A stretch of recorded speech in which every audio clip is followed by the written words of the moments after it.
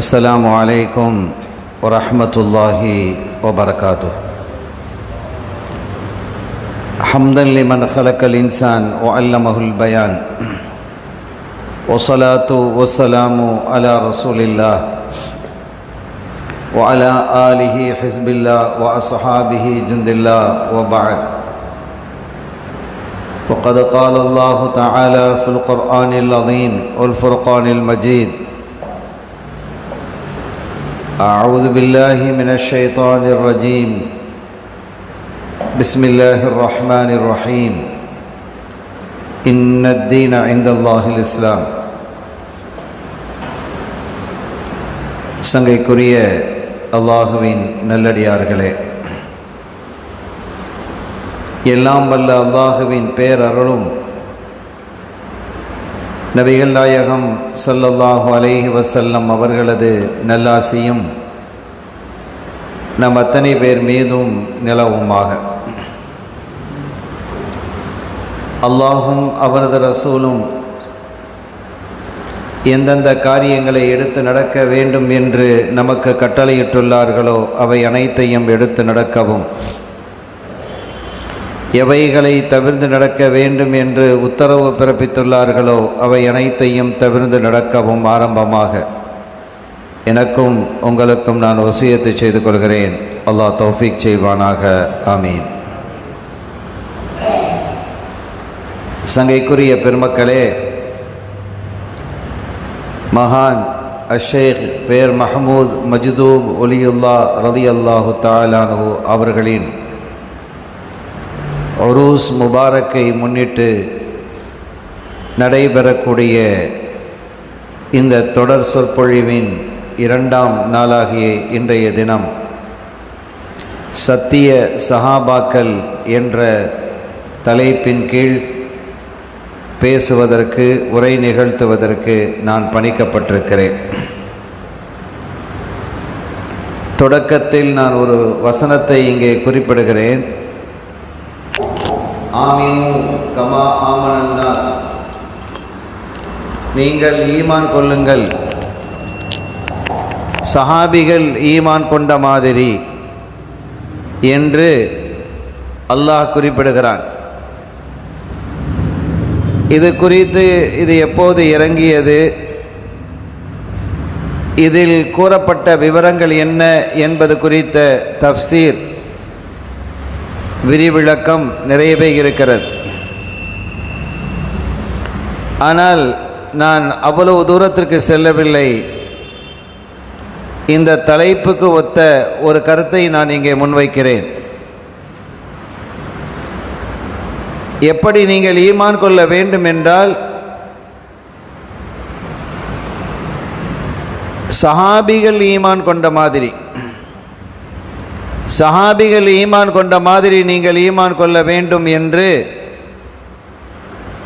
வல்ல அல்லாஹ் அவனது அருள்மறையாம் திருக்குரான் ஷரீஃபில் குறிப்பிடுகிறான்.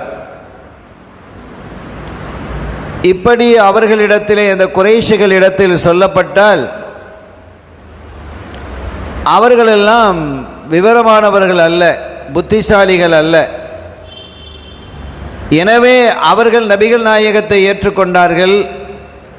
அதுபோன்று புத்திசாலிகள் இல்லாதவர்களான அந்த தோழர்கள் ஏற்றுக்கொண்டதை போன்று நாங்களும் ஏற்றுக்கொள்ள வேண்டுமா, ஈமான் கொள்ள வேண்டுமா என்றெல்லாம் பேசினார்கள். இது குறித்து குர்ஆனும் தஃப்சீரும் விரிவாக பேசும். ஆனால் நாம் சொல்ல வரக்கூடிய கருத்து என்னவென்றால், சஹாபிகள் ஈமான் என்பது ஒரு தனித்தன்மை வாய்ந்தது, ஆச்சரியமானது. அது அந்த ஈமானுக்கு நிகராக யாரையும் சொல்ல முடியாது. நம்முடைய குருநாதர் கௌதுல் ஆலம் சையதுனா ஷேக் முஹையீத்தீன் அப்துல் காதிர் ஜீலானி கத்தஸல்லாஹு சிர்ரஹுல் அசீஸ் அவர்கள் குறிப்பிடும் பொழுது, சஹாபிகளினுடைய பட்டியலில் கடைசியில் இருக்கக்கூடியவர் அந்த ஒரு சஹாபி ஏறி பயணித்த ஒரு குதிரையோ ஒட்டகமோ, அந்த ஒட்டகத்தினுடைய குளம்புகள் அல்லது குதிரையினுடைய குளம்புகளில் இருந்து கிளம்பக்கூடிய புழுதிக்கு கூட பெருமக்களாகிய நாதாக்கள் சமமாக மாட்டார்கள் என்கிறார்கள். ஸல்லல்லாஹு அலைஹி வஸல்லம் அவர்களை பார்த்த கண்கள் அது, அவர்களோடு பேசிய நாவு அது, அவர்களை தொட்ட கரங்கள் அது, அவர்களுடைய சபையிலே இருந்த உடல் அது, அவர்களுக்கு பின்னால் நின்று தொழுதவர்கள் என்று எத்தனையோ பட்டியல் இருக்கிறது.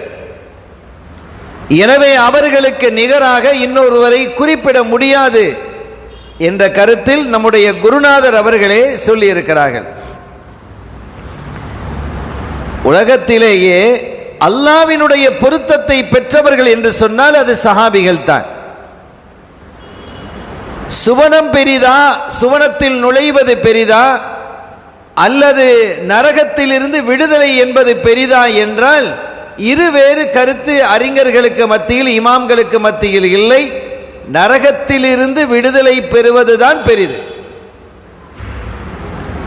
சொர்க்கத்தில் நுழைவது இரண்டாவது. நரகத்தில் ஒவ்வொருவருக்கும் சொர்க்கத்திலையும் இடம் இருக்கு, நரகத்திலையும் இடம் இருக்கு. ஒவ்வொரு மனிதனுக்கும் சொர்க்கத்திலும் ஒரு இடம் உண்டு, நரகத்திலும் ஒரு இடம் உண்டு. அவன் தீயவனாக மரணிப்பானையானால் முதலாவதாக மரணிக்கக்கூடிய தருவாயில் சொர்க்கத்தில் அவனுக்கான இடத்தை காட்டப்படும். இதுதான் உனக்காக சொர்க்கத்தில் தயார் செய்யப்பட்ட இடம். ஆனால் இதற்கு நீ தகுதியற்றவனாக ஆகிவிட்டதால் நீ செல்லக்கூடிய இடமாக நரகத்தில் இந்த இடம் இருக்கிறது பார் என்று அவனுக்கு அதை காட்டப்படும். ஒரு சாலிஹான மனிதனாக இருந்தால் அவருக்கு முதலாவதாக நரகத்தை காட்டப்படும். இதோ பார், இதுதான் உனக்காக ஏற்படுத்தப்பட்ட இடம். நீ தப்பு தவறுகள் புரிந்திருந்தால், நீதி நேர்மையிலிருந்து தவறி இருந்தால் நீ செல்லக்கூடிய இடம் இதமாகத்தான் இருந்திருக்கும். ஆனால் நீ இறைவனுக்கு கட்டுப்பட்டு நடந்ததின் காரணத்தினால், அல்லாஹ் ரசூலுடைய போதனையின் பிரகாரம் நீ நடந்ததின் காரணத்தினால் சுவனத்தில் நீ செல்லும் இடம் இது என்று காட்டப்படும். அப்ப நரகமும் சொர்க்கத்திலேயும் நரகத்திலேயும் எல்லாருக்கும் ஒரு இடம் இருக்கு. அல்லாஹ் நம்மை நரகத்தை விட்டும் பாதுகாப்பானாக. சுவன புவியிலே அல்லாஹு தாலா நம்மையும் நம் சந்ததிகளையும் நம்மை சார்ந்தவர்களையும் நுழைவிப்பானாக. ஆக இந்த இரண்டிலே எது பெரிது என்று எடுத்துக்கொண்டால் சுவனத்தில் நுழைவதை விட நரகத்திலிருந்து விடுதலை பெறுவதுதான் பெரிது. அதை விடவும் பெரிது ஒன்று இருக்கிறதா என்றால் இருக்கிறது. அது அல்லாஹ்வினுடைய ரிதா என்ற பொருத்தம். அதுக்கு மேல ஒன்றும் இல்லை. இறைவனுடைய பொருத்தம் மாத்திரமே இருக்கிறது. இந்த இறை பொருத்தத்தை இந்த உலகத்திலேயே பெற்றவர்கள் என்று சொன்னால் சஹாபிகள் தான். நான் அவர்களை பொருந்திக் கொண்டேன், அவர்களும் என்னை பொருந்திக் கொண்டார்கள். ரலியல்லாஹு அன்ஹும் வ ரது அன்ஹு. எவ்வளவு அழகாக அல்லாஹ் குர்ஆனிலே பல இடங்களிலே சொல்லுகிறார். நான் அவர்களை பொருந்திக் கொண்டேன், அவர்களும் என்னை பொருந்திக் கொண்டார்கள் என்று இயம்புகிறான். எனவே இறைவனுடைய பொருத்தத்திற்கு ஆளாகிய அந்த சஹாபிகளினுடைய அந்தஸ்து மிக உயர்வானது, மகத்தானது, மாண்பானது, அளவிட முடியாதது. ஒரு கட்டத்தில் ஸல்லல்லாஹு அலைஹி வஸல்லம் அவர்கள் இப்படி சொல்கிறார்கள், நீங்கள் உஹது மலை அளவு, உஹது மலை எவ்வளவு பெரிய மலை, அது ஒரு தொடர்ச்சி மலை, அது உஹது மலை அளவு தங்கம் என்று வைத்துக் கொள்ளுங்கள். ஸல்லல்லாஹு அலைஹி வஸல்லம் சொல்றாங்க, உஹது மலையே தங்கமா இருக்கு, அதை நாம தர்மம் செய்கிறோம். அதை நாம் தர்மம் செய்தால் எவ்வளவு நன்மைகள் ஒரு மனிதனுக்கு கிடைக்கும். உஹது மலை அளவு இருக்கக்கூடிய தங்கத்தை ஒரு மனிதன் தர்மம் சதக்கா செய்கிறான் என்றால் எவ்வளவு பெரிய பாக்கியம், எவ்வளவு பெரிய நன்மை அவருக்கு கிடைக்கும். அப்படி ஒரு மனிதர் தர்மம் செய்தாலும் என்னுடைய தோழர்களில் ஒருவர் ஒரு கையளவு செய்த தர்மத்திற்கு நீங்கள் செய்த தர்மம் ஈடாகாது. ஒரு கையளவு அல்ல, அதனுடைய பாதிங்கிறாங்க ஸல்லல்லாஹு அலைஹி வஸல்லம். ஒரு கையளவு என்று சொன்ன ஸல்லல்லாஹு அலைஹி வஸல்லம் அடுத்து சொல்கிறார்கள், ஒரு கையளவு என்ன, அதில் பாதி அளவு, கையில பாதி, ஒரு கையளவு அள்ளி கொஞ்சம் பாதியை கொட்டிட்டு மீதி பாதியை என்ன செய்கிறாங்க, அரிசியோ கோதுமையோ தர்மம் செய்கிறாங்க சஹாபிகள். அந்த ஒன்றுக்கு நீங்கள் உஹது மலை அளவு தங்கத்தையே தர்மம் செய்தாலும் ஈடாகாதுன்னாங்க. அதற்கு காரணம் என்னன்னா அவங்களுடைய அந்த பக்குவப்பட்ட இதயம், பரிசுத்தமான தூய எண்ணங்கள், யாரை குறித்தும் தப்பபிப்பிராயம் கொள்ளாதவர்கள். சையதுனா காலித் இப்னு வலீத் ரலியல்லாஹு தஆலா அன்ஹு அவர்களிடத்தில் ஒருத்தர் வர்றார் பிந்திய காலத்தில். அவர்களுக்கும் சையதுனா சஅத் இப்னு அபி வக்காஸ் ரலியல்லாஹு தஆலா அவர்களுக்கும் இடையிலே ஒரு சின்ன கருத்து வேறுபாடு ஏற்பட்டது. இன்னைக்கு சின்ன கருத்து வேறுபாடு ஏற்பட்டால் போதும், அப்படியே அதை ஊதி ஊதி ஊதி பெருசாவி அது பெரிய பாம் மாதிரி ஆயிடுது.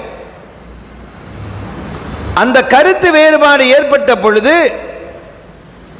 ஒருவர் வந்து சொல்கிறார் காலித் இப்னு வலீத் ரலியல்லாஹு தஆலா அவர்களிடத்தில், காலித் ரலியல்லாஹு தஆலா இந்த சஅத் இப்னு அபி வக்காஸ் இருக்கிறாரே, இவர் இப்படிப்பட்ட ஆள் தான், வில்லங்கமான ஆள், இந்த மாதிரி தான் அவர் நடந்துக்கிடுவார் என்று சொன்னதும், அப்போ அவர் என்ன நினைக்கிறாரு, நம்ம காலித் ரலியல்லாஹு தஆலாவுக்கு சப்போர்ட்டாக பேசுகிறோன்னு நினச்சிக்கிட்டு காலித் ரலியல்லாஹு தஆலா சொன்னாங்க, என்னை விட்டு நீ தூரம் போ, விலகி போய்விடு, என் பக்கத்தில் நிற்காதே, யாரை பற்றி நீ குறை சொல்கிறாய்? சஅத் இப்னு அபி வக்காஸ் அவர்களை பற்றியா? யார் தெரியுமா அவங்க உனக்கு? அவர்களுடைய அந்தஸ்து என்னன்னு புரியுமா? எனக்கும் அவர்களுக்கும் இடையில் இருக்கக்கூடிய ஒரு சின்ன கருத்து வேறுபாடு, அது எங்களுடைய தீனில் எந்த பகுதியையும் குறைக்காது, எந்த பகுதியையும் பாதிக்காத ஒரு கருத்து வேறுபாடு. அதை நீ தூக்கி கொண்டு வந்து எங்களுக்கு கொம்பு சீவி விடுகிறாயா, போ வெளியே என்று விரட்டினார்கள். அப்படிப்பட்ட தூய சஹாபிகளாக வாழ்ந்தவர்கள். உஹது யுத்தத்திலே ஏடாகூடமான ஒரு நிலை ஏற்பட்டு முஸ்லீம்கள் யார், முஷ்ரிக்குகள் யார் என்று தெரியாத ஒரு நிலை உருவானது. இது எல்லாருக்கும் தெரியும். உஹதில் எவ்வளோ பெரிய சங்கடமான நிலை ஏற்பட்டது என்பது எல்லாருக்கும் தெரியும். கடுமையான ஒரு சூழல் ஏற்பட்டு யார் முஸ்லீம்கள் யார் முஷ்ரிக்குகள் தெரியல. அப்படியான ஒரு நிலை ஏற்பட்டு கலோபரமாக போய்விட்டது. முஸ்லிம்களுக்கு கடுமையான சேதம். அது ஒரு கட்டத்தில் ஒரு சஹாபியினுடைய தந்தை, அவங்களும் சஹாபி தான், பேர் ஞாபகத்துக்கு வரல எனக்கு, ஒரு சஹாபியினுடைய தந்தை, அவங்களும் சஹாபி, அவங்களை எதிரின்னு நினைச்சுக்கிட்டு பிற சஹாபிகள் தாக்குறாங்க. அவங்க ஒரு ஆளா இருந்து சமாளிக்கிறாங்க. அவங்க முஸ்லீமு, ஒரு சஹாபி, ஆனா அவங்களை யாருன்னு தெரியாம என்ன செய்யறாங்க, சில சஹாபிகள் எதிரி என்று நினைச்சுக்கிட்டு அவங்களை தாக்குறாங்க. இதை பார்த்த மகன், அவங்களும் சஹாபி இல்லையா, அவங்க சொல்றாங்க, அபி அபி, அது என் வாப்பா என் வாப்பா அப்படின்னு சத்தம் போடுறாங்க. அந்த கலவரத்தை அந்த சத்தம் விளங்கையில் ஷஹீதாக்கிட்டாங்க. ஆள் ஷஹீதாயாச்சு. எதிரிகள் வெட்டி ஷஹீதாக இல்லை, சஹாபிகள் வெட்டியே சஹாபி ஷஹீதாயிட்டாங்க. அந்த சூழல் அப்படி இருந்தது. அவ்வளவு கடுமையான ஒரு சூழல் ஏற்பட்டது. இந்த சஹாபி என்ன சொன்னாங்க தெரியுமா? அந்த வெட்டிய சஹாபிகளை பார்த்து, அல்லாஹ் உங்களை மன்னிப்பானாக, ஏன்னா நீங்கள் என் தந்தைன்னு தெரிஞ்சு வெட்டல, அவங்கள எதிரின்னு நினச்சி தான் நீங்கள் வெட்டினீங்க, அதற்கான கூலியையும் உங்களுக்கு தருவானாக என்று கேட்குறாங்கன்னா, நம்ம எவ்வளோ பாடம் படிக்கணும், நம்ம எவ்வளோ பக்குவம் பெறணும், என்ன அற்புதமான வாழ்க்கை அவர்கள் வாழ்ந்திருக்கிறார்கள், என்ன மனோநிலை, எப்படிப்பட்ட பக்குவத்தை ஸல்லல்லாஹு அலைஹி வஸல்லம் அவர்கள் அந்த பெருமக்களினுடைய நெஞ்சிலே ஊட்டி இருக்கிறார்கள் என்பதை இந்த செய்தியின் வழியாக நாம் புரிந்து கொள்ள முடிகிறது. சஹாபிகள் என்றாலே ஆச்சரியமானவர்கள்.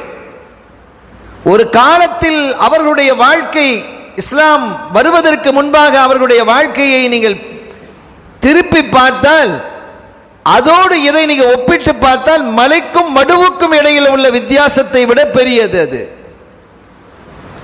அப்படி ஒரு பண்பட்டவர்களாக பக்குவமிக்கவர்களாக இறைவனுடைய சமூகத்திலே கொண்டு வந்து அவர்களை ஸல்லல்லாஹு அலைஹி வஸல்லம் அவர்கள் சமர்ப்பித்து விட்டார்கள். ஒரு கட்டத்தில் சொன்னார்கள், லா தசுப்பு அஸ்ஹாபி, எனது தோழர்களை யாரும் ஏசக்கூடாது. சில பேர் அவங்க அஹ்லுல் பைத்துகளை நாங்கள் கொண்டாடணும் அப்படிங்கிற அந்த பெயரில் முஆவியா ரலியல்லாஹு அன்ஹு அவர்களை ஏசுறது. அப்படி ஏசுவதற்கு அனுமதி இருக்கா? முஆவியா ரலியல்லாஹு அன்ஹு யார்? ஸல்லல்லாஹு அலைஹி வஸல்லம் உடைய தோழர் இல்லையா? அவர்களுடைய கரம் பற்றியவர்கள் இல்லையா?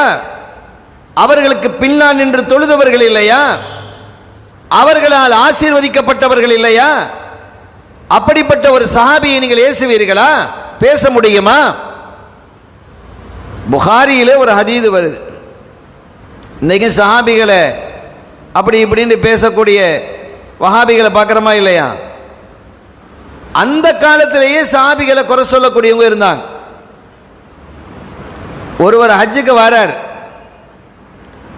ஹஜ்ஜுக்கு வந்து அந்த காலத்தில் இந்த ஹஜ்ஜு எப்படி இருக்குன்னா, ஹஜ்ஜுக்கு வந்தவர்கள்லாம் சஹாபிகள் இடத்துல பாடம் படிப்பாங்க. சஹாபிகள் அங்கங்கே உட்கார்ந்துருப்பாங்க. ஹரம் ஷரீஃபுக்கு வெளியில் அங்கங்கே அப்படியே நிறைய பேர் உட்கார்ந்துருப்பாங்க. அவர்களை அண்மித்து அவர்களிடத்தில் என்ன இல்மு ரசூலிடம் இருந்து கற்றார்களோ அந்த கல்வியை கற்பதற்காக இந்த சஹாபிகள் செல்வார்கள். அது ஒரு அழகான காட்சியாக இருக்கும். பல்லிகு அன்னி இவ்வளவு ஆயா, என்னை தொட்டும் ஒரு சின்ன குட்டி செய்தியாக இருந்தாலும் அதை நீங்கள் அறிவித்து விடுங்கள் என்கிறார்கள் ஸல்லல்லாஹு அலைஹி வஸல்லம். அப்ப அந்த செய்திகளை சொல்வதற்கான சரியான இடம் எது என்றால் ஹஜ்ஜு தான். அன்றைய காலத்தில் சஹாபிகள் எங்க இருந்தாலும் ஹஜ்ஜுக்கு வந்துடுவாங்க. ஏன்னா மக்களுக்கு போதிக்கிறதுக்காக. ஹஜ்ஜு என்ற அடிப்படையில் ஹஜ்ஜுக்கு வராங்க. ஆனால் ஹஜ்ஜுக்கு வருவதனுடைய நோக்கம் ஒரு ஹஜ்ஜு செஞ்சா போதும் இல்லை. ஏன் பல ஹஜ்ஜு செஞ்சாங்கன்னா அந்த இல்ம அவங்க இடத்துல ஒப்படைக்கணும். அடுத்த ஜெனரேஷன், அடுத்த தலைமுறை அவர்களிடத்திலே அந்த இல்மை கொண்டு ரசூல் ஸல்லல்லாஹு அலைஹி வஸல்லம் அவர்களிடமிருந்து கற்ற அந்த இல்மை கொண்டு சேர்க்க வேண்டும் என்பதற்காகவே ஹஜ்ஜுக்கு வந்திருப்பாங்க. அங்கங்கே உட்கார்ந்து மக்களுக்கு கற்றுக் கொடுப்பாங்க. ஒருவர் வர்றார். மணில் கௌம், ஒரு இடத்துல ஒரு கூட்டம் உட்கார்ந்துருக்கு. இவர் கேட்கிறாரு, அந்த கூட்டம் யாரு அப்படின்னு கேட்கிறார். ஹும் குரைஷுன், அவர்கள்லாம் குரைஷிகள். அந்த மக்களுக்கு போதித்துக் கொண்டிருக்கிறார் ஒரு பெரியவர். அவர் யார்? அவர் யார்? அந்த பெரியவர் யாரு? மக்களுக்கு உபதேசிச்சுக்கிட்டு இருக்கிறாங்களே அவங்க யாரு அப்படின்னு இவர் கேட்கிறார். இப்னு உமர், அப்துல்லா இப்னு உமர் ரலியல்லாஹு தஆலா அன்ஹுமா, உமர் ரலியல்லாஹு தன்னுடைய மகனார். உமர் ரலியல்லாஹு இப்போ இல்லை, அவங்கெல்லாம் ஷஹீத் ஆயிட்டாங்க. இதெல்லாம் பிந்திய காலத்தில் உள்ளது. ஆனால் சஹாபிகள் இருக்கிறாங்க. சஹாபிகள் அப்படி கொஞ்சம் கொஞ்சமாக குறைஞ்சிக்கிட்டு இருக்கக்கூடிய காலகட்டம் அது. அப்படியா, அவங்கள தான் நான் பார்த்து வந்தேன் அப்படின்னு நேராக போகிறார்.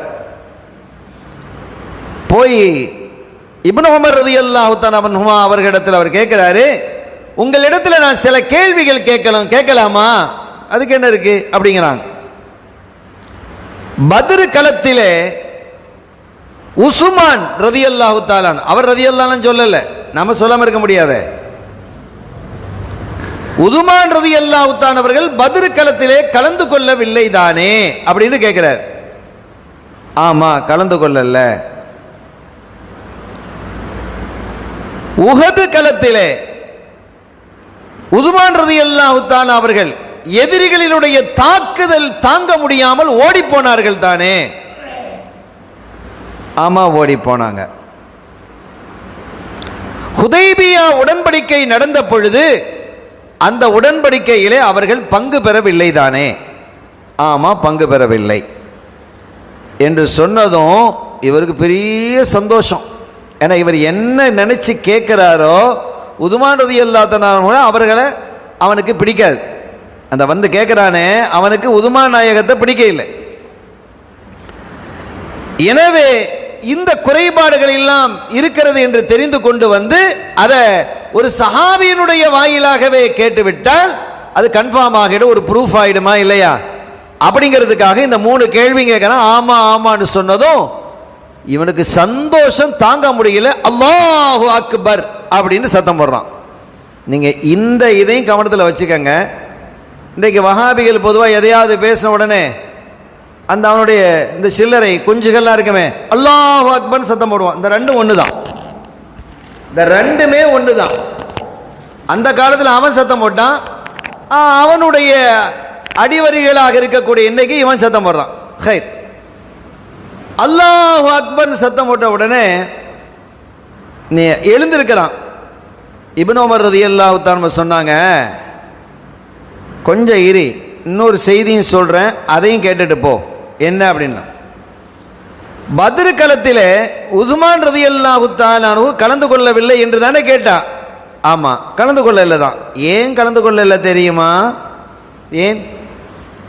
ரசூல் ஸல்லல்லாஹு அலைஹி வஸல்லம் அவர்களுடைய மகளார் உஸ்மான் ரலியல்லாஹு தஆலா அவர்களுடைய துணைவியார் மனைவி சையதத்துனா ருக்கையா ரலியல்லாஹு தஆலா அவர்கள் சீரியஸாக இருந்தாங்க, சுகம் இல்லாமல் இருந்தாங்க.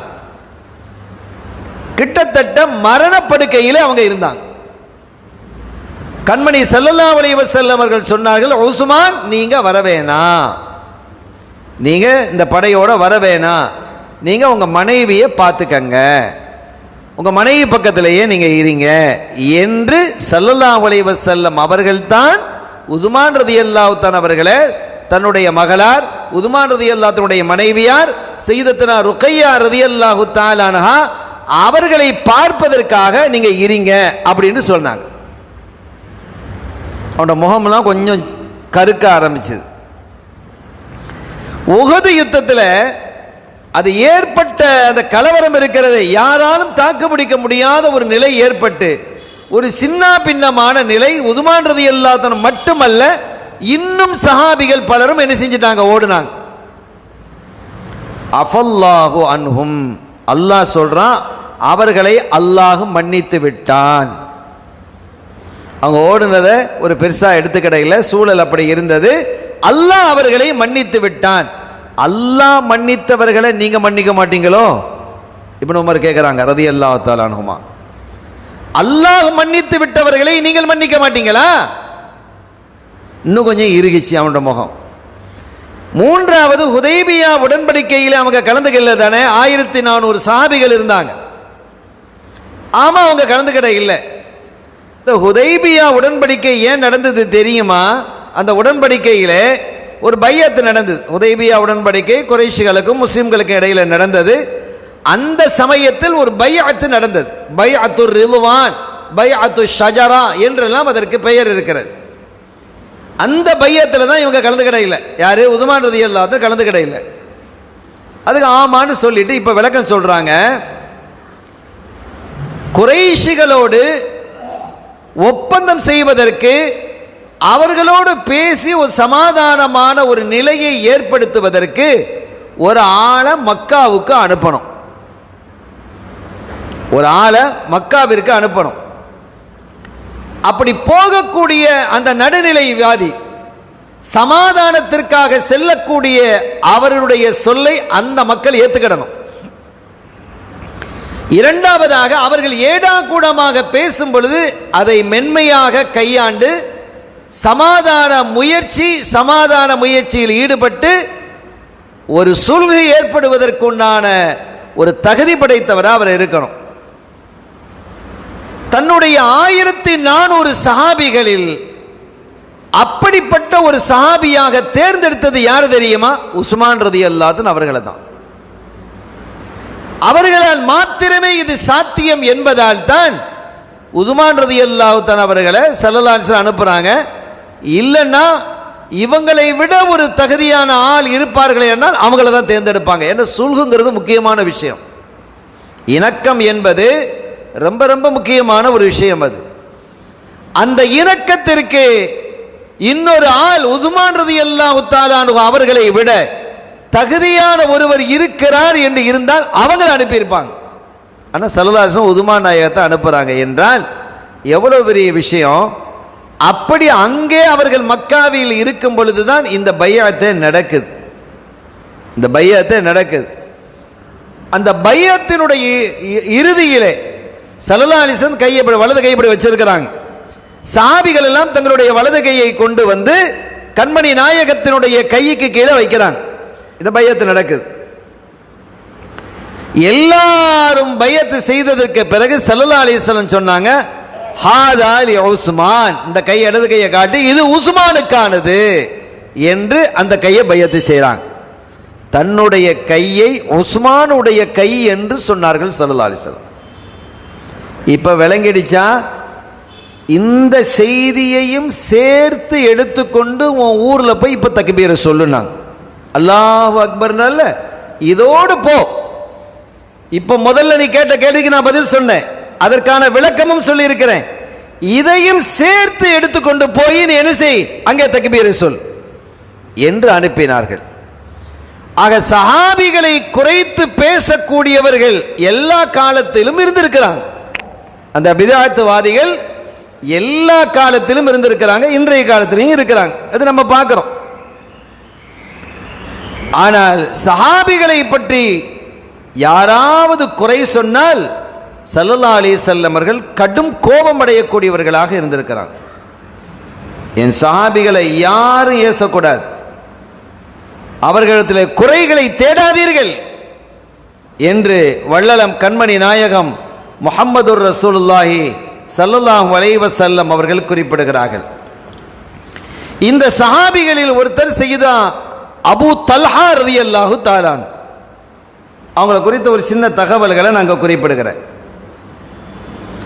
அபூ தல்ஹா ரலியல்லாஹு தஆலா யாரு அப்படின்னா, அவங்க ஒரு அன்சாரி, மதீனாவாசி, ஹஸ்ரஜ் கோத்திரத்தை சார்ந்தவர்கள், பனு நஜ்ஜார் குடும்பத்தை சார்ந்தவர்கள். இந்த பனு நஜ்ஜார் கோத்திரத்திற்கும் ஸல்லல்லாஹு அலைஹி வஸல்லம் அவர்களுக்கும் இடையிலே குடும்ப உறவு இருக்கு. நமக்கு எல்லாருக்கும் தெரியும் அப்துல் முத்தலிப், எல்லாருக்கும் தெரியும் இல்லை, ஸல்லல்லாஹு அலைஹி வஸல்லம் பாட்டனார். அவங்களுடைய தந்தை சையதுனா அப்துல்லா நாயகம் ரலியல்லாஹு தஆலா அன்ஹு, அவங்களுடைய தந்தையார் அப்துல் முத்தலிப் நாயகம். இந்த அப்துல் முத்தலிப் நாயகம் இருக்கிறாங்களே, அவங்களுக்கு சொந்த ஊர் மக்கா கிடையாது, மதீனா தான். அவர்களுடைய தந்தை ஹாஷிம் இருந்தாங்க இல்லையா, முப்பாட்டனார், ஸல்லல்லாஹு அலைஹி வஸல்லம் முப்பாட்டனார் ஹாஷிம் நாயகம் இங்கே மக்காவிலேயே சில கல்யாணம் முடித்து நிறைய பிள்ளைகள் அவங்களுக்கு இருந்தது. 10-15 பிள்ளைகளை பெற்று வச்சுருந்தாங்க.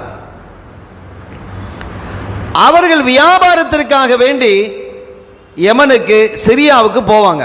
குறைஷிகள் பொதுவாக போகிறது உண்டு. போகும் வழியிலே யமனு சிரியாவுக்கு போகிறதாக இருந்தால் ஷாம், ஷாம் என்றால் இன்றைய சிரியா, அதுக்கு போகிறதாக இருந்தால் மதீனா ஷரீஃப் வழியாக தான் போகணும். அன்றைய காலத்தில் அதுக்கு மதீனான்னு பேர் இல்லை, யஸ்ரிப்னு பேர் இருந்தது. ஸல்லல்லாஹு அலைஹி வஸல்லம் அவர்கள் மதீனா ஷரீஃபுக்கு வந்ததுக்கு பிறகு அது மதீனான்னு மாறிடுச்சு, மதீனத்துன் நபின்னு. அப்படி அவர்கள் அந்த வழியாக செல்லும் பொழுது மதீனாவில் ஒரு கல்யாணம் கட்டினாங்க. யாரு? ஹாஷிம் மதீனாவில் ஒரு கல்யாணம் முடிக்கிறாங்க. பனு நஜ்ஜார் கோத்திரத்தை சார்ந்த சலமா அப்படிங்கிற பெண்ணை கல்யாணம் முடிக்கிறாங்க. இந்த கல்யாணம் முடித்தது மக்கால யாருக்கும் தெரியாது, அவங்க ரகசியமாக கல்யாணம் முடிச்சுக்கிட்டாங்க. இப்போ நம்ம மக்களையும் சில பேர் ரகசியமாக கல்யாணம் முடிச்சு தானே இருக்கிறாங்க, அங்கே கல்யாணம் முடித்து வச்சுக்கிறாங்க. அது தப்புன்னு நம்ம சொல்ல வரல.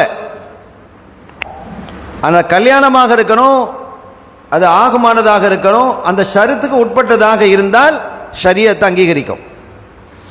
ஹைர், அது திருமண சம்பந்தமாக பேசுவது. ஹாஷிம் அங்கே ஒரு சலமாங்கிற ஒரு பெண்ணை கல்யாணம் முடித்து வச்சுருந்தாங்க. எங்கே? மதீனா ஷரீஃபில். இது யாருக்கும் தெரியாது. ஆனால் தன்னுடைய மூத்த மகனார், மக்காவில் இருக்கக்கூடிய மூத்த மகனார் முத்தலிப், மூத்த மகனார் பெயர் முத்தலிப். அந்த முத்தலிப்கிட்ட சொல்லியிருக்கிறாங்க, பாப்பா நான் ஒரு கல்யாணம் முடிச்சிருக்கிறேன் எங்கே மதீனாவில், அங்கே எனக்கு ஒரு ஆம்பளை பிள்ளையும் உனக்கு தம்பியும் ஒரு இருக்கிறாரு, ஷைபா அப்படின்ட்டு பெயர் அப்படின்லாம் சொல்லியிருக்கிறாங்க. ஒரு இருமுறை முத்தலிப், அவங்க தான் இருக்கிறதுலையே பெரிய மகனார், மூத்த மகனார், அவங்க சிரியாவுக்கு போகும்போதெல்லாம் தன்னுடைய சாட்சி தானே, இப்போ பாப்பாவுடைய மனைவி, சாச்சி வீட்டுக்கு சலமா வீட்டுக்கு போவாங்க, தம்பியை பார்ப்பாங்க, பேசுவாங்க, தங்குவாங்க. இதெல்லாம் முத்தலிபுகிட்ட இருந்தது. ஒரு சமயம் ஹாஷிம் அவர்கள் வஃபாத்தான பொழுது, அவங்க தான் மக்காவுடைய லீடராக இருந்தாங்க, பெரிய பொறுப்பு அது. அவர்கள் வஃபாத்தான போது அந்த இடத்திற்கு யார் வருவது அப்படிங்கிற ஒரு போட்டி, காம்படிஷன் ஏற்பட்டது. இருக்கிறதுலையே ரொம்ப கெட்டிக்காரர் யார் பிள்ளைகள்லையே அப்படின்னு கேட்டா, ஹாஷிமுடைய பிள்ளைகள்லையே ரொம்ப திறமையான பிள்ளையான முத்தலிப் தான், மூத்த மகனார் தான். அந்த மூத்த மகனாரினுடைய திறமை அளவுக்கு மற்றவர்களிடத்துல இல்லை. அவங்களும் திறமையான ஆட்கள் தான், இந்த அளவுக்கு யாரும் இல்லை.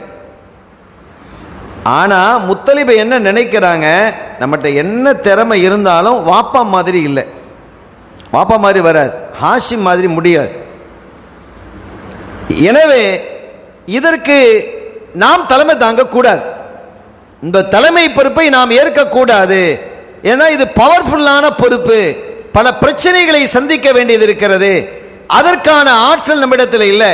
நம்மிடத்தில் இல்லைன்னா என்னட்டையும் இல்லை, மற்ற தம்பிமார்கிட்டையும் இல்லை. ஆனால் இதற்கு சரியான ஒரு பொறுப்புதாரி யார் என்று சொன்னா, மதீனாவிலே வளர்ந்து கொண்டிருக்கிறாரே ஷைபா, நம்ம தம்பி, வாப்பா மகன், அம்மா மகன் இல்லை, வாப்பா மகன், அந்த தம்பி இதற்கு பொருத்தமானவர் அப்படின்னு இவங்க கருதுறாங்க. அப்படி கருதி அவர்கள் என்ன செய்யறாங்கன்னா, மதீனா ஷரீஃபுக்கு வராங்க. மதீனா ஷரீஃபுக்கு வந்து சின்னம்மாவிடத்தில் போய் சொல்றாங்க, அம்மா வாப்பா வஃபாத் ஆயிட்டாங்க, இப்ப அந்த இடத்திற்கு ஒரு தகுதியான ஆள் வேணும், அந்த தகுதி முழுமையாக பெற்றவர் என்று சொன்னால் நம்ம தம்பி ஷைபா தான். அதனால ஷைபாவை என்னோட நீங்க அனுப்பி வைங்க, மக்காவுக்கு அவங்க தலைமை தாங்கட்டும். சலமான் சொன்னாங்க, ஏன் வாப்பா, ஒன்னே ஒன்று கண்ணே கண்ணு நான் வச்சுக்கிறேன், ஒரே ஒரு ஆம்பளை பிள்ளை தான் எனக்கு இருக்கு, பொம்பளை பிள்ளையும் இல்லை, இந்த ஒரு பிள்ளையை தான் நான் வச்சிருக்கிறேன், அந்த பிள்ளையை நீங்க அழைச்சிக்கிட்டு போயிட்டா எப்படி? நீங்க எத்தனை தம்பிமார்கள் இருக்கிறீங்க, 10-15 பேர் இருக்கிறீங்களே, பல மனைவிகளுக்கு பிறந்தவங்க நிறைய பேர் இருக்கிறாங்க. அப்படி இருக்கும் பொழுது அவங்கள யாராவது ஒரு ஆளா இருங்க, நீங்க இருங்க. அதை விட்டுட்டு என் பிள்ளை இந்த ஒன்னே ஒன்று கண்ணே கண்டு இருக்கக்கூடிய பிள்ளையை நீங்க அழைக்கிறீங்களா, அது நியாயமா அப்படின்னு அனுப்ப மாட்டேன்ட்டாங்க. ஆனா முத்தலிபு விடல, போராடினாங்க. போராடி தான் என்ன செஞ்சாங்க, அவங்க உறுதியாக அங்கே இருந்து நான் வீட்டை விட்டு போக மாட்டேன், தம்பியோட தான் போகுவேன்னு சொல்லி சின்னம்மாவினுடைய சாட்சியினுடைய மனசை கரைச்சி அதற்கு பிறகுதான் என்ன செஞ்சாங்க, கூட்டிட்டு வந்தாங்க. அப்படி கூட்டிட்டு வரும் பொழுது மக்காவுக்குள்ள வர்றாங்க, ஒட்டகத்தில் வர்றாங்க. முத்தலிபு முன்னால உட்கார்ந்து இருக்கிறாங்க, தம்பி ஷைபா பின்னால உட்கார்ந்து இருக்கிறாங்க.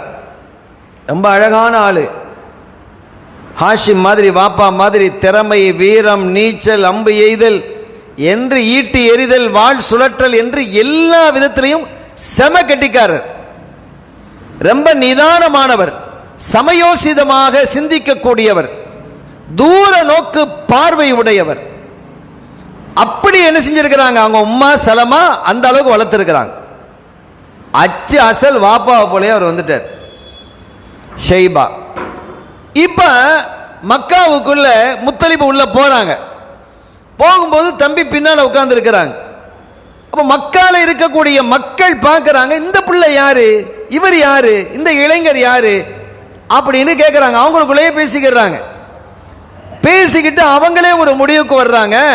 அதில் ஒருத்தர் சொல்றார், இவர் வந்து அநேகமா சந்தையில் வாங்கிய அடிமையா இருக்கும், ஒரு அடிமையை வாங்கிட்டு வர்றாங்க போல இருக்கு அப்படின்னு சொன்னதும் அதுவே பரவலா என்ன செஞ்சுட்டு, முத்தலிபுடைய அடிமை, அது அரபியில் எப்படி சொல்றது, அப்துல் முத்தலிப், இப்படிதான் பேர் வந்தது அவங்களுக்கு. நம்ம ரசூலுல்லாஹ்வுடைய பாட்டனாருக்கு என்ன சொல்றோம், அப்துல் முத்தலிப்ங்கிறோம் இல்லையா, அவங்களுக்கு அசல் பேர் அப்துல் முத்தலிப் இல்லை, ஷைபா. அப்ப முத்தலிப்ங்கிறவர் ஹாஷிம்களுடைய மூத்த மகனார், அவருடைய அடிமைதான் இவர் என்று தம்பியை அடிமை நினைச்சுக்கிட்டு அப்துல் முத்தலிப், முத்தலிபுடைய அடிமைன்னு சொல்லிட்டாங்க. இதான் கதை. இந்த அடிப்படையில் தான் அப்துல் முத்தலிப்ங்கிற பெயர் வந்தது.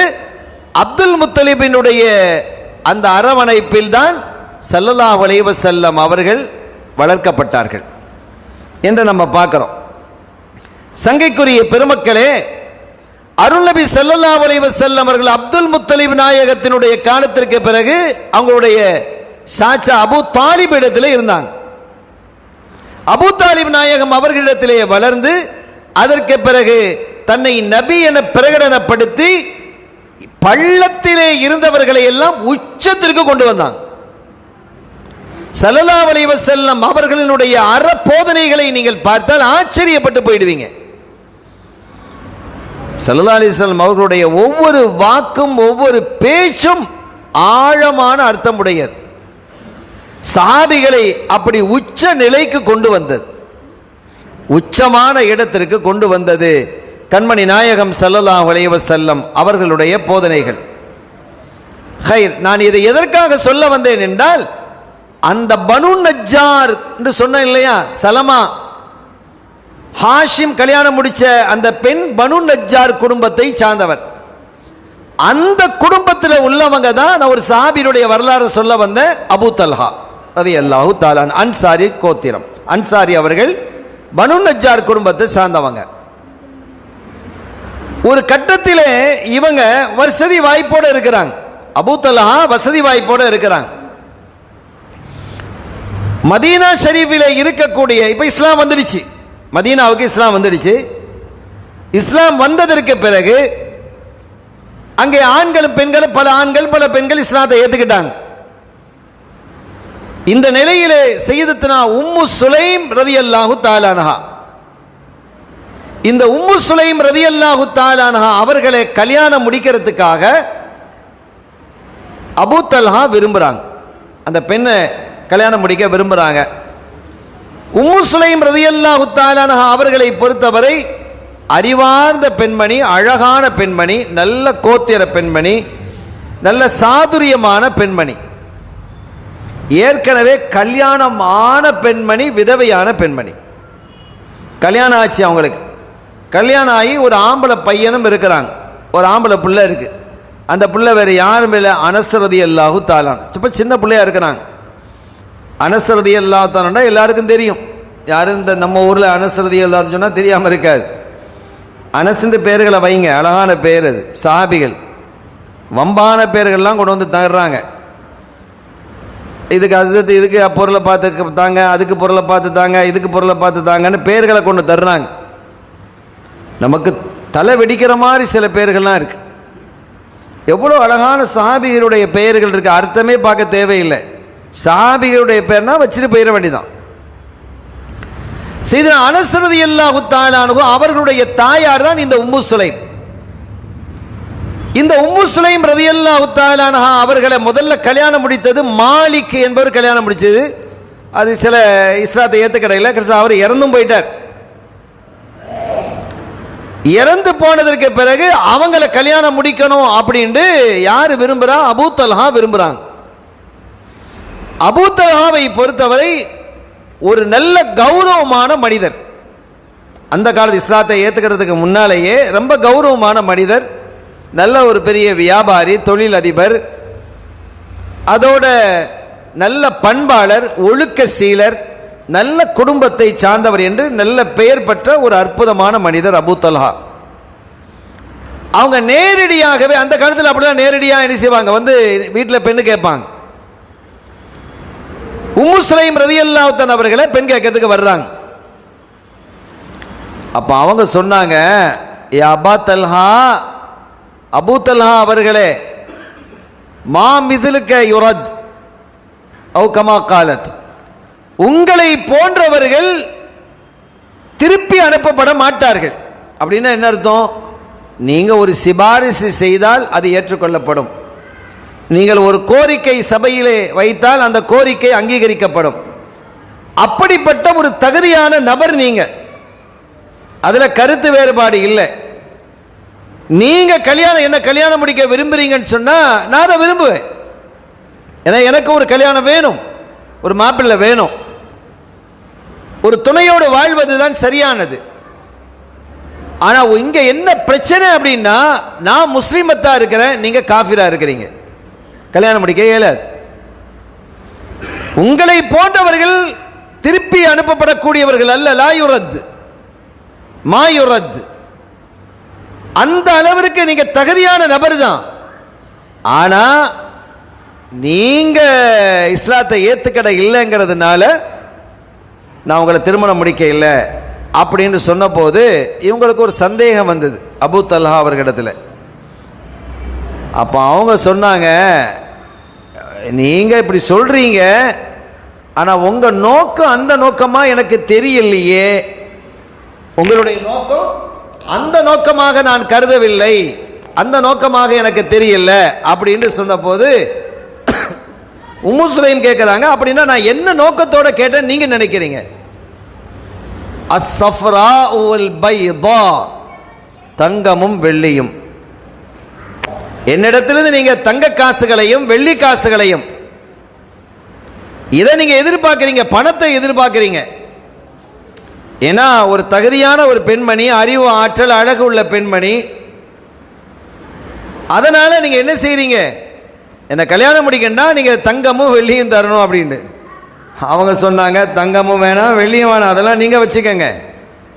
ஒன்று சொல்லவா, என்ன, நீங்க இஸ்லாத்தை ஏற்றுக்கொள்வதாக இருந்தால் அதையே நான் மகராக ஏற்றுக்கொள்கிறேன். எனக்கு தங்கமும் வேணாம் வெள்ளியும் வேணாம், ஒரு பைசாவும் வேணாம். அவங்க ஆச்சரியப்பட்டு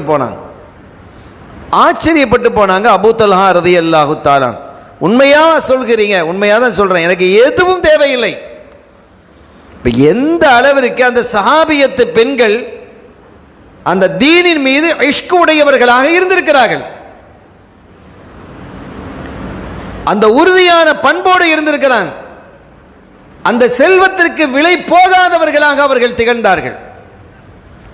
இவர்கள் ஆச்சரியப்பட்டு போனாங்க. அதுக்கு பிறகு என்ன செஞ்சது, கல்யாணம் நடந்தது. கல்யாணம் முடிச்சு ரெண்டு பேரும் சிறப்பான முறையிலே அவர்கள் வாழுகிறார்கள்.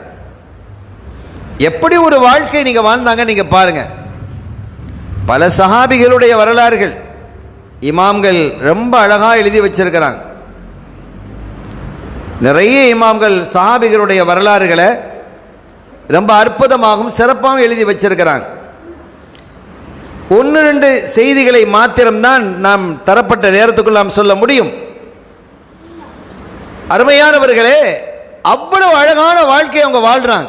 உம்மு சுலைம் ரலியல்லாஹு தஆலா அவர்களும் அபூ தல்ஹா ரலியல்லாஹு, இப்போ புள்ள ஏற்கனவே உள்ள மாப்பிள்ளைக்கு பிறந்த புள்ள அனஸ் ரலியல்லாஹு இருந்திருக்கிறாங்க, ரசூலுல்லாஹ்வுடைய காதிமா இருக்கிறாங்க. ஒரு சமயத்தில் அபூ தல்ஹா ரலியல்லாஹு தஆலா அவர்களுக்கும் ஒரு குழந்தை பிறக்குது. உம்மு சுலைம் நாயகிக்கு ஒரு குழந்தை பிறக்குது, ஒரு ஆம்பளை பிள்ளை பிறக்குது, நுமைர் அப்படின்னு அதுக்கு பேர். ஸல்லல்லாஹு அலைஹி வஸல்லம் அவர்கள் உம்மு சுலைம் வீட்டுக்கெல்லாம் வரும்பொழுது அந்த பிள்ளையோட விளையாடுவாங்க. அந்த நுமைர் வளர்ந்துட்டாங்க, வளர்ந்து 1-2 வயசு, பேசக்கூடிய வயசு, ஆடி ஓடக்கூடிய வயசு. ஸல்லல்லாஹு அலைஹி வஸல்லம் அந்த நுமைரை வச்சு கொஞ்சுவாங்க. அங்கே ஒரு கிளி மாதிரி, ஒரு குருவி மாதிரி ஒன்று இருந்தது அந்த வீடுகளில். நம்ம வீடுகளில் மைனா, கிளி, இந்த லவ் பேர்ட்ஸ் இதெல்லாம் வச்சுக்கிறோமா இல்லையா, அதை மாதிரி அங்கேயும் ஒரு குருவி இருந்தது. அதுக்கு நுகைர்னு பேர், நுகைர் என்று அதுக்கு பேர். ஒரு கட்டத்தில் அந்த குருவி செத்து போயிடுச்சு. அந்த குருவி செத்து போனதும் அந்த பிள்ளை ரொம்ப கவலையாயிடுச்சு. என்னமோ உலகமே முடிஞ்சு போன மாதிரி, குழந்தை தானே, அது செல்லமாக அந்த குருவியை வளர்த்துக்கிட்டு வந்தது. இதை கேள்விப்பட்டு சரதாசம் பாருங்க, அந்த புள்ள கவலையாக இருக்குது, குருவி செத்து போனதுனால புள்ள கவலையாக இருக்குதுன்னு சொல்லி கேர் எடுத்து அந்த புள்ளையை சந்தோஷப்படுத்துவதுக்கு ரசூலுல்லாஹ் வராங்க. என்ன ஆச்சரியம் பாருங்க, உலகத்தில் எந்த தலைவரை பார்க்க முடியுமா? தமிழ்நாடு வெள்ளத்திலேயே மிதந்தாலும் பிரதமர் வரமாட்டார். வெற்றி பெறணுங்கிறதுக்காக வேண்டி கன்னியாகுமரியில் போய் விவேகானந்தரில் போய் எங்க தவம் இருப்பார். உலகத்தில் இப்படி ஒரு கேவலமான ஒரு நிலையை நம்ம பார்த்ததே இருக்க முடியாது. அங்கு வெள்ளம் அங்க வெள்ளம், பேரிடர்கள் ஏற்பட்டிருக்கிறது. காசையும் தர மாட்டேன், வரவும் மாட்டேன். எலெக்ஷன்ல வெற்றி பெறணுங்கிறதுக்காக வேண்டி 7 முறை வந்தார். அப்போ ஓட்டு மட்டுமே பிரதானமாக இருக்கக்கூடிய பிரதமர் நம்ம பிரதமர். கண்ணியத்திற்குரிய பெருமக்களே, நம் இதயவேந்தர் காத்தமுர் ரசூல் ஸல்லல்லாஹு அலைஹி வஸல்லம் என்றும் அவர்கள் தான் நமக்கு பிரதமர், அவங்க தான் நமக்கு ஜனாதிபதி, அவங்க மட்டும்தான் தலைவர். அவங்க எங்க வர்றாங்க? இந்த நுமைர் அந்த குழந்தை சின்ன புள்ள, அதனுடைய குருவி செத்து போயிட்டதுனால அந்த புள்ள கவலையோடு இருக்கிறாங்க அப்படின்னு கேள்விப்பட்டு அந்த பிள்ளைக்கு ஒரு சந்தோஷத்தை தரணும், அதோட விளையாடணும் அப்படிங்கிறதுக்காக வர்றாங்கன்னா இதுக்கு நிகராக யாரையாவது எதையாவது சொல்ல முடியுமா? என்ன கருணை அது! அப்ப கருணையின் சிகரம் ஸல்லல்லாஹு அலைஹி வஸல்லம் வர்றாங்க. வந்து பாருங்க, தமாஷ் பண்றாங்க அந்த பிள்ளைகிட்ட. யா நுமைர் மா ஃபஅலன் நுகைர் அப்படின்னாங்க. நுமைர் நுகைர் அப்படின்ற அந்த பதக்கட்டில் பேசின உடனே, அதை கேட்ட உடனே பிள்ளைக்கு சிரிப்பு வந்துட்டு ஹான்னு சிரிச்சிட்டான், கவலை போயிடுச்சு. எங்க எதை பேசினால், எங்க எதை தொட்டால் யாருடைய இதயம் சந்தோஷம் அடையும் என்பதிலே கண்ணும் கருத்துமாக இருந்தவர்கள், யாருக்கும் மன உளைச்சலை தந்துவிடக்கூடாது என்பதிலே மிக கவனமாக வாழ்ந்தவர்கள், போதித்தவர்கள், சஹாபிகளை அப்படி பண்படுத்தியவர்கள். அந்த குழந்தையினுடைய கவலையையும் அழகான வார்த்தையால் அது விளையாட்டுத்தனமாக சொல்லி அந்த கவலையை போக்கி வைத்தவர்கள். இதற்கு பிறகு ஒரு குழந்தை பிறந்தது. அந்த குழந்தை தான் நுமைர். ஒரு கட்டத்தில் சுகம் இல்லாமல் போயிடுச்சு, புள்ள சுகம் இல்லாமல் போயிடுச்சு. அபூ தல்ஹா ரலியல்லாஹு தஆலா அன்ஹு அவர்களுக்கும் உம்மு சுலைம் ரலியல்லாஹு தஆலா அன்ஹா அவர்களுக்கும் பிறந்த அந்த பிள்ளை சுகம் இல்லாமல் போய் ரொம்ப ஒரு கடுமையான காய்ச்சல். அபூ தல்ஹா ரலியல்லாஹு அன்ஹு வெளியில் போயிருக்கிறாங்க. வெளியில் போயிருக்கக்கூடிய நேரத்தில் ஒரு கட்டத்தில் அந்த பிள்ளை வஃபாத் ஆயிடுச்சான், பிள்ளை மௌத்தாயிடுச்சு. அவங்க சொன்னாங்க, வீட்டில் உள்ளவங்களை பார்த்துட்டு, யாரும் அபூ தல்ஹாட்ட புள்ள வஃபாத் ஆயிடுச்சுங்கிறத சொல்லக்கூடாது, நான் சொல்லுவேன், அந்த பொறுப்பை நான் வச்சுக்கிறேன். உங்களில் யாரும் என்ன செய்யக்கூடாது, புள்ள வஃபாத்துடைய செய்தியை பிள்ளையோட வாப்பாட்ட சொல்லாதீங்க, நான் பார்த்துக்கிறேன்னு அம்மா சொல்கிறாங்க. சரின்ட்டாங்க. அபூ தல்ஹா ரலியல்லாஹு அன்ஹு வாராங்க. இவங்க நல்ல ஆடை உடுத்தி இருக்கிறாங்க.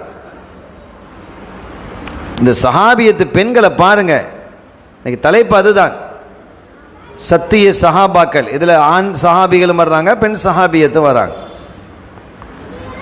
அப்போ அவங்க என்ன செய்கிறாங்க, நல்ல ஆடை உடுத்தி நல்ல உணவுலாம் வைக்கிறாங்க.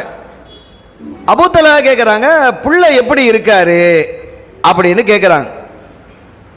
அமைதி ஆயிட்டார், இப்போ சக்கீனத்தா ஆயிட்டார் தானே, ஆள் வேலை முடிஞ்சு போச்சு, அமைதி ஆயிட்டார். முன்னால் இருந்ததை விட ஹைராக இருக்கிறார். உண்மைதான், இப்போ அவர் சொர்க்கத்து பிள்ளைகள் ஆயிடுச்சு. முன்னால் இருந்ததை விட ஹைராக இருக்கிறாரு, இப்போ நல்லோம் அப்படின்னு சொன்னதும் அப்படியா, சரி இப்போ எங்கே அவர் அங்கே இருக்கிறாரு, நம்ம போய் டிஸ்டர்ப் பண்ண வேணாம் அப்படின்னு சொன்னதும் சரின்னு சொல்லிட்டு அன்று படுக்கைக்கு செல்கிறார்கள். இருவரும் வாழ்க்கையும் நடத்துகிறார்கள்.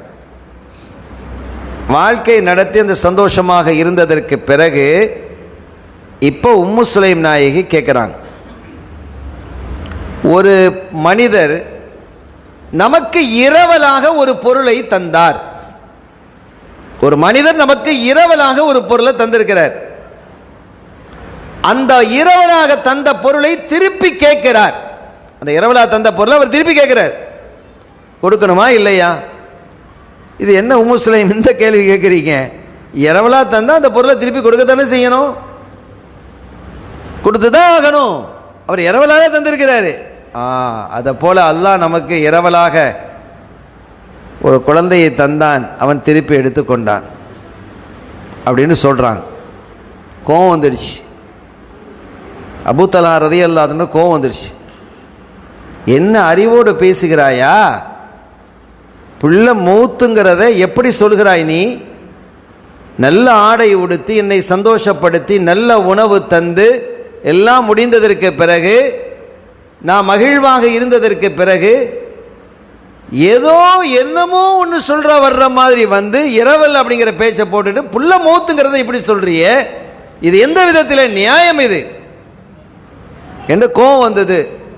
காலையிலேருந்து நான் ரசூலுல்லாஹ்ட்ட போய் நான் இதை முறையிடுவேன் அப்படின்னு ஒரு கோவத்தோடையே போகிறாங்க.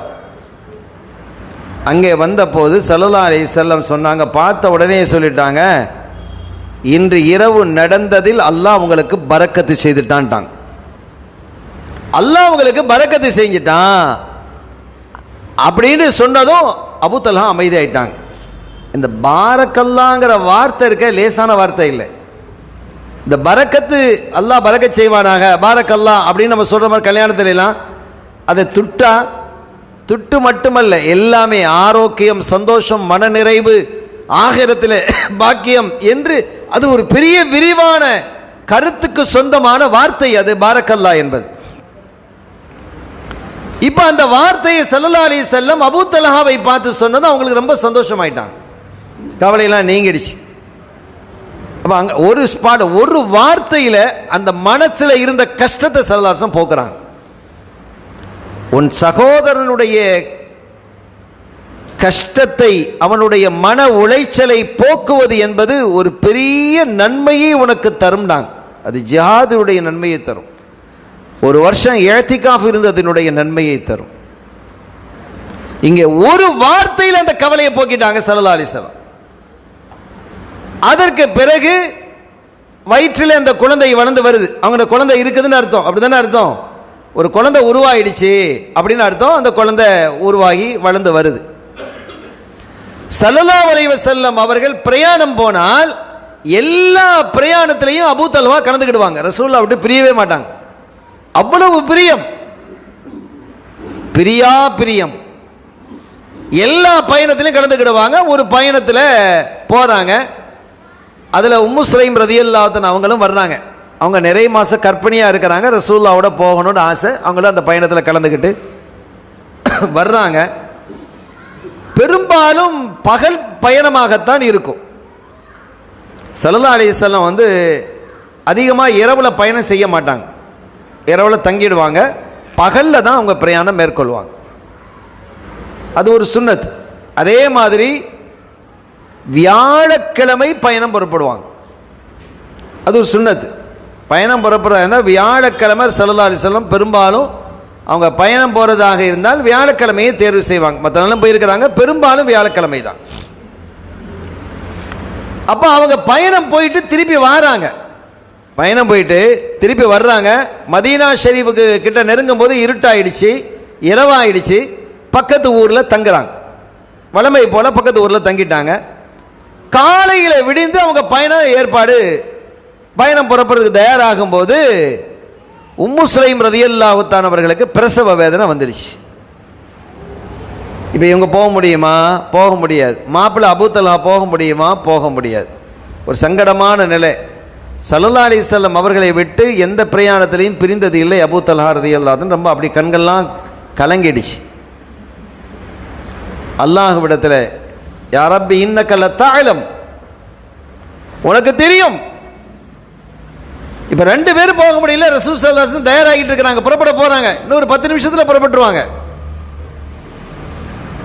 என்று இருக்கும் பொழுது ரொம்ப கவலை வந்தது. உம்மு சுலைம் நாயகிக்கும் பெரிய கவலையாயிடுச்சு. ஏன்னா பிரசவ வேதனை ஏற்பட்டுடுச்சு. அப்படிப்பட்ட ஒரு நிலையில போக முடியாத ஒரு நிலை ஏற்பட்டு என்ன செய்யறது? கையேந்தினாங்க, யா ரப்பி இன்னக லதஅலம், உனக்கு தெரியும் ரசூல் ஸல்லல்லாஹு அலைஹி வஸல்லம் அவர்களுடைய பிரயாணத்தோடு நானும் எப்போதும் பிரயாணிப்பேன், அவர்களை பிரிஞ்சு இருக்கிறது இல்லை. இப்போ இப்படி ஒரு நிலை எனக்கு ஏற்பட்டு விட்டதே, நான் ரொம்ப கஷ்டப்படுகிறேன், எனக்கு கை சேதமாக இருக்கிறது.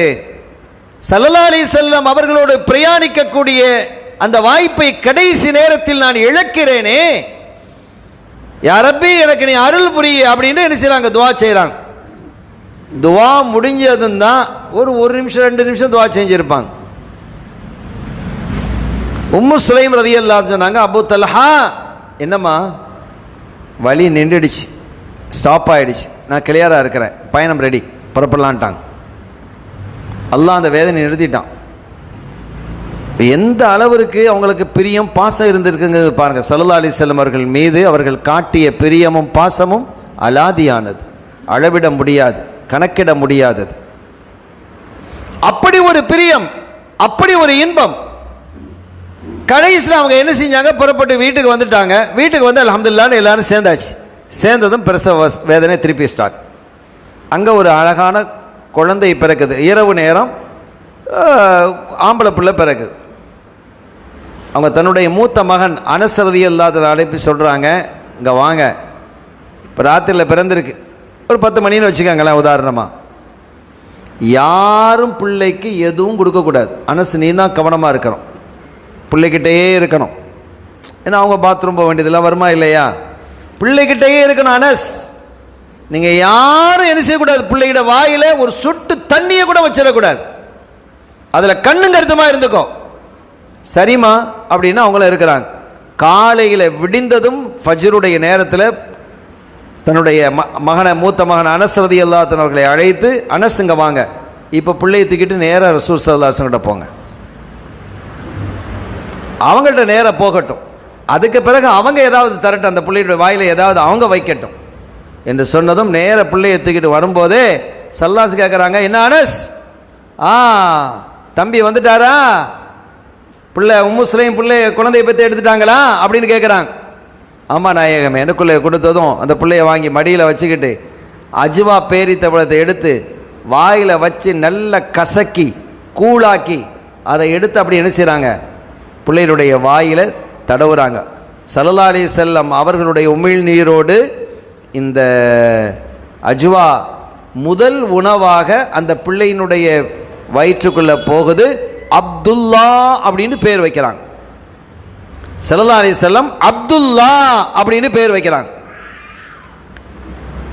இப்போ துவா செஞ்சாங்களா இல்லையா, துவாவும் செய்தார்கள். அப்படி துவாவும் செய்ததின் காரணத்தினால் அப்துல்லா உடைய அவங்களுக்கு கல்யாணமாகி அவங்களுக்கு 9 ஆம்பளை பிள்ளை பிறந்தது. பிந்தைய காலத்தில் இந்த அப்துல்லா அப்படிங்கிற அந்த பிள்ளைக்கு 9 ஆண் குழந்தைகள் பிறந்தது. இந்த 9 ஆண் குழந்தைகளும் ஹாஃபிதுகளாக இருந்தாங்க. 9 பேருமே ஹாஃபிதுகளாக இருந்தாங்க. அல்லாஹ் அப்படி ஒரு சிறப்பான பாக்கியத்தை அந்த குழந்தைகளுக்கு வழங்கினான். ஸல்லல்லாஹு அலைஹி வஸல்லம் துஆ. ஆக சஹாபிகளினுடைய அந்த தியாகம் இருக்கிறதே ஆச்சரியமானது, அளவிட முடியாது. அப்படி பிரியமுள்ளவர்களாக இருந்தார்கள் சையதுனா அபூ தல்ஹா ரலியல்லாஹு தஆலா அன்ஹு அவர்கள். கண்மணி நாயகம் ஸல்லல்லாஹு அலைஹி வஸல்லம் அவர்களோடு எல்லா யுத்தக்களிலும் அவர்கள் கலந்து கொண்டார்கள். நான் நிறைவுக்கு வருகிறேன். இன்னொரு சஹாபியினுடைய வாழ்வினுடைய ஒரு சின்ன ஒரு பகுதியை. சையதுனா அபூ சயீதுல் குத்ரி ரலியல்லாஹு தஆலா அன்ஹு, அபூ சயீதுல் குத்ரி ரலியல்லாஹு தஆலா அன்ஹு ஒரு பெரிய மேதை, முஃப்தில் மதீனா, மதீனாவுடைய முஃப்தி என்று பெயர், மதீனாவுடைய முஃப்தி என்று பெயரை வாங்கினவங்க அபூ சயீதுல் குத்ரி ரலியல்லாஹு தஆலா. இவங்க வாப்பா மாலிக் இப்னு சினான், எங்க வாப்பா பேர் என்ன, மாலிக் இப்னு சினான் ரலியல்லாஹு அன்ஹு, அவங்களும் சஹாபி தான். உஹது யுத்தத்தில் கலந்துக்கிறாங்க. யாரு, மாலிக் இப்னு சினான்.